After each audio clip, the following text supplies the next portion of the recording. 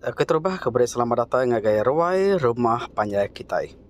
Jadi bekak sekali itu aku dekat mai kita medak atau ke ngelala siti ada bangsa kayu di cukup berga TBC di benua Sarawak itu ianya kayu tebelian.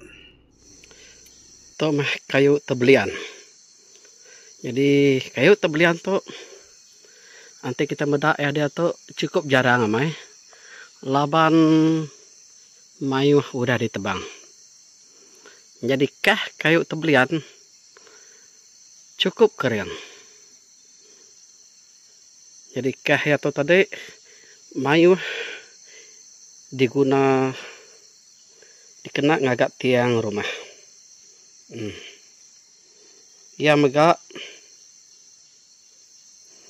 digagak dikena orang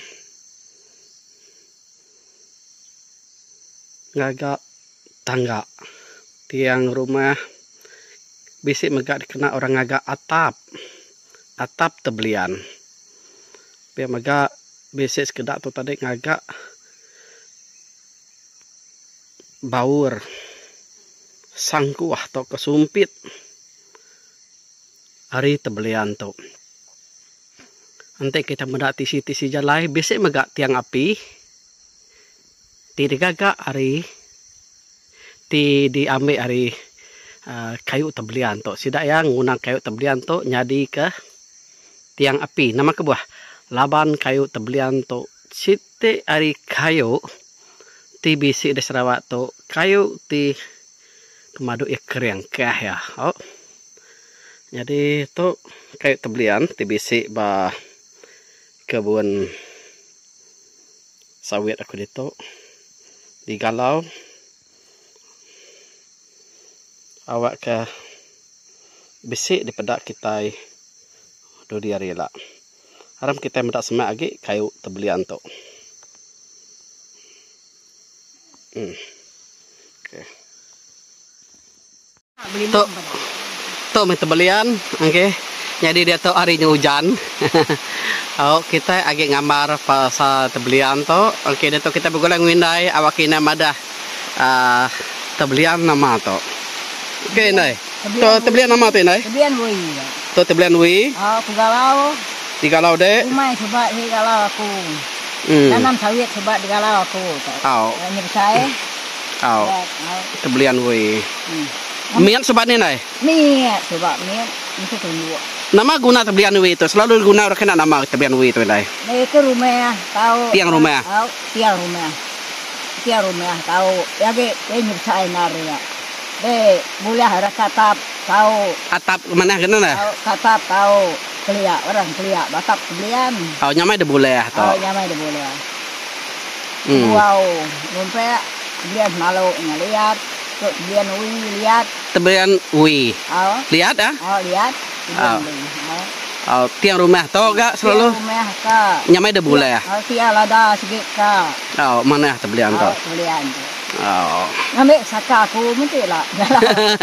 Sengaja disimpan di awak ke pedak. Oh ambil pedak cuak muk tu lah. Jadi kita medak baru hanya nian lah. Tunggu lah. Oh tunggu lah kecelum tu tunggu lah. Pun lah sobat. Pun lah sobat. Pun lah sobat.